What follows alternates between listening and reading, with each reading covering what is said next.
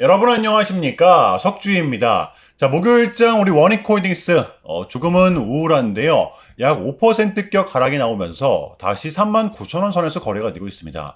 여러분들 또 많은 생각이 드실 것 같거든요. 다소 공포스러워도 지금의 가격은 우리의 분할 매수 구간이 맞습니다. 직전의 저점과 이 중심선이 접촉되는 구간, 우리가 대응을 해야 되는 구간이라고 봐요. 자, 오늘도 이렇게 좀 하락이 나오고 있긴 하지만 이게 끝났다라고 절대 볼 수는 없죠. 가장 중요한 포인트 같아요. 지금의 국장은 미장이 빠져도 버티고 미장이 상승을 하면 더 큰 상승이 동반되고 있습니다. 그러니까 지금의 국장은 빠질 기미가 보인다라고 하면 밑에서 받쳐주는 매수세가 굉장히 강하다는 것입니다. 또 어제 불과 새벽에 요 인공지능 버블 붕괴다 라고 하더니 지금 브로드컴과 엔비디아는 시간에서 또 급등을 하고 있습니다. 자, 그래서 우리는 지금의 원익홀딩스를 더더욱더 집중해야 될 시기라고 생각을 하고요.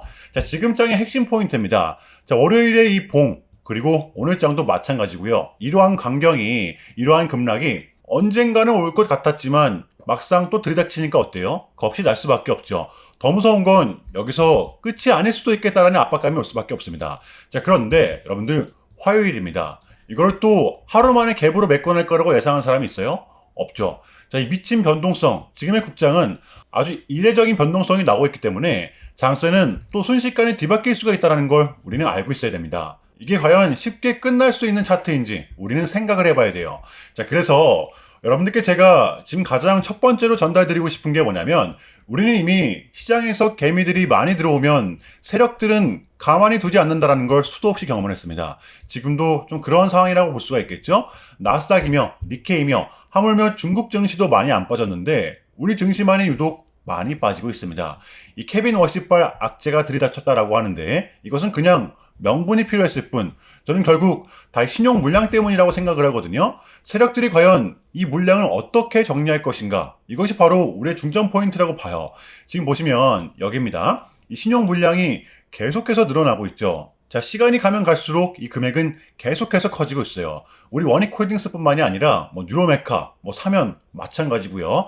지금의 개미들은 비트를 굉장히 적극적으로 활용을 하고 있기 때문에 많은 사람들이 빛을 내서 지금의 시장에 뛰어들고 있다라는 겁니다. 자, 지금 신용잔고는 역대 최고치, 개인들이 사들인 금액만 무려 30조가 넘습니다. 나도 돈 벌 수 있다, 이렇게 자극적인 타이틀로 우리의 매수 심리를 자극해주고 있죠. 개인이 많이 들어오면 들어올수록 또 레버리지를 많이 땡기면 많이 땡길수록 세력들은 움직일 수밖에 없어요. 왜? 이 대세장 본인들이 올려주는데 개인들이 위에서 팔고 나가면 개인들만 이긴 거잖아요. 그렇죠? 그렇기 때문에 어차피 반대 매매가 나갈 수밖에 없는 걸 이용해서 세력들은 지금의 차트를 만들어내고 있는 것입니다. 자, 지금 국장의 대세 상승장, 삼성전자, 하이닉스, 우리 원익홀딩스도 마찬가지입니다. 모두 다 재료가 좋기 때문에 올라갈 확률이 클 수밖에 없잖아요. 그러니까 결국에는 이 같은 상황은 언젠가는 우리가 맞닥뜨려야 할 상황이었다는 것입니다. 자, 여러분들 이때가 보시면 작년 11월 초거든요. 자, 원익홀딩스의 신용 물량은 또 최고다. 900억이 넘는다, 또는 1000억이 넘는다. 불과 3달 전입니다. 자, 물론 이때랑 지금이 100% 똑같다라고 볼 수는 없어요. 자, 하지만 이게 과연 이렇게까지 빠뜨릴 만한 이벤트였는지, 오늘 장도 마찬가지입니다. 우리 증시만이 이렇게까지 빠질 수 있는 이유였는지 우리는 좀 진지하게 생각해 볼 필요가 있다는 거예요. 자, 제가 봤을 때는 우리 증시는 그동안 많이 올라왔었기 때문에 솔직히 말씀을 드리면 우리 국장 같은 경우에는 그동안 앞뒤 안 가리고 미친 듯이 올라왔었잖아요. 이러한 부분들을 감안했을 때 지금의 하락, 세력들은 일종의 악재 뉴스를 이용해서 신용 물량을 정리하고 있는 거라고 봐요. 즉 우리한테는 공포감을 심어주는 구간이라는 겁니다. 요거 이해되시나요? 여러분들 제발 흔들리지 마시길 바랍니다. 자, 그렇다면 우리 원익홀딩스의 단기 대응 전략입니다. 자, 우리가 좀 바라봐야 되면 어디까지 바라봐야 되고 또 주워 담아야 되면 어디서 담아야 되는 건지 디테일한 단기 대응 전략 공유해보는 시간 가져보도록 하겠습니다. 자, 본격적인 영상 시작 전에 현 시점 우리에게 가장 중요한 게 뭡니까, 여러분들? 단연코 우리가 돈을 벌어가는 게 현 시점 가장 중요한 거잖아요. 자, 이 막론하고 최근에 장이 좀 많은 이슈들이 동반되고 있긴 하지만 우리는 이렇게 이 국장의 대세장을 지금 맞이하고 있단 말이에요. 자, 그래서 그렇기 때문에 여러분들 약속이 9시, 오전 9시, 우리는 이럴 때일수록 이때를 더더욱더 공략을 해야 된다. 자, 계속해서 여러분들께 강조를 드리는데 여러분들은 그냥 저한테 문자 한 통만 보내주시면 되는 거거든요. 자, 이렇게 구독이라고 간편하고 여러분들 쉽게 돈을 벌어가시라는 거예요. 자, 보시면은 제가 이렇게 매일 아침마다 오전 8시 20분에 여러분들께 일괄적으로 답변을 드리고 있습니다. 당연히 우리가 사야 될 종목 정확하게 알려드리고 있는데요. 자, 그리고 매수가, 목표가, 손절가 다 알려드리고 있어요. 여러분들 이 매수가는 우리가 무조건적으로 시가에 베팅하는 겁니다. 자, 여러분들도 아시다시피 이 약속이 9시라는 말이 괜히 생긴 게 아니잖아요. 자, 이제 거래가 가장 활발한 시간대 오전 9시부터 오전 9시 30분까지 딱 요 30분이 이제 거래가 가장 활발한 시간대이기 때문에 자, 그래서 제가 여러분들께 준비하시라고 이렇게 오전 8시 20분에 답변을 드리는 거거든요. 일괄적으로. 자, 그러니까 전날 저한테 문자를 보내셔도 다음날 오전 8시 20분에 이렇게 답변이 가요. 자, 그러니까 이 당일 급등 종목 공략하시려면 이 8시 20분 전에는 꼭 문자를 주셔야 되는 겁니다. 자, 보시면 2월 4일 어제 수요일이었죠. 자, 이렇게 문자를 받은 시간은 어젯밤 10시 13분이었습니다. 자, 그런데 제가 오늘 아침에 2월 5일 목요일 석주픽 오늘의 관심 종목은 현대약품입니다. 라고 말씀을 드리면서 지금은 요 시총이 낮은 종목들의 좀 순환 펌핑이 이어지고 있다. 자, 오늘도 바이오, 특히 요 시진핑과 관련돼 있는 종목들을 눈여겨보자. 자, 어젯밤 이 시진핑의 강력한 트위터 게시글이 하나 올라왔었죠. 게다가 이 현대약품 같은 경우에는 어제 시간에서 리브랜딩에 대한 공시까지 나왔었기 때문에 자, 그래서 우리는 요 일봉상 5일선 단기 평선을 공략할 수 있을 것이다. 강조를 드렸었단 말이에요. 자, 여러분들 오늘의 이 봉은 빼고 보셔야 됩니다. 제가 결정적으로 왜 이 종목을 여러분들께 추천을 드렸냐면 가장 첫 번째로 이 호재로 인한 단기 방향성을 좀 기대해 볼 수가 있었기 때문인데요. 하락이 나왔지만 수렴을 끝까지 밀어내고 있었단 말이에요. 특히 이 구간 갭으로 띄어낸 구간에서 연속된 지지가 좀 나왔었기 때문에 심지어 밑단에는 이 21선도 받쳐주고 있었죠. 자, 보시면 이때와 굉장히 유사한 흐름을 보이고 있었다는 거예요. 자, 그리고 또 결정적으로 이 이슈 어제 수요일 시간에서 공시까지 나왔다? 이거는 우리가 공략을 안 할 이유가 없었다라는 겁니다. 베팅을 분명 해볼 만한 자리였었다라는 거죠. 요 손익비도 굉장히 좋은 자리였습니다. 자, 그리고 나서 여러분들 요 1시간 봉을 보면 최근 요 현대약품만의 특성이 좀 있었는데요. 자, 바로 이렇게 9시만 됐다 하면 크나큰 변동성을 가져간다라는 것이었습니다. 자, 그래서 이 현재 구간 역시 이 지지와 손절 구간이 너무나도 명확한 구간이기 때문에 이 변동성을 이용해 우리가 시가로 좀 베팅을 해보자 라는 거였습니다. 자, 그래서 언제 이렇게 오전 8시 20분에 제가 미리미리 여러분들께 답변을 드렸던 거고 자, 우리가 쏴줄 때 덜어내는 전략 가져갈 것이다. 분명하게 답변을 드렸어요. 자, 그러면 현대약품 오늘 목요일장 어떻게 됐었나요? 자, 보시면 2월 5일 목요일 오전 9시 땡 치자마자 시작을 해서 자, 그냥 대박이 났죠. 자, 상한가 바로 직행. 여러분들 시가 띄우지도 않고 상한가 바로 나왔습니다. 신고가였죠? 자, 이렇게 미친 대상승이 나와 주었었다라는 거고요. 단 하루 만에, 그것도 고작 몇 분 만에 여러분들 이러한 수익을 챙겨갈 수가 있었다는 거고 여러분들 내일 금요일장도 기대하셔도 좋습니다. 제가 매일같이 여러분들께 이렇게 알려드리고 있기 때문에 제발 요 기회 잡으시길 바랄게요. 이보다 더 간편할 수는 없습니다. 여러분들은 그냥 요 오전 8시 20분에만 제 문자 답변을 확인하시면 돼요.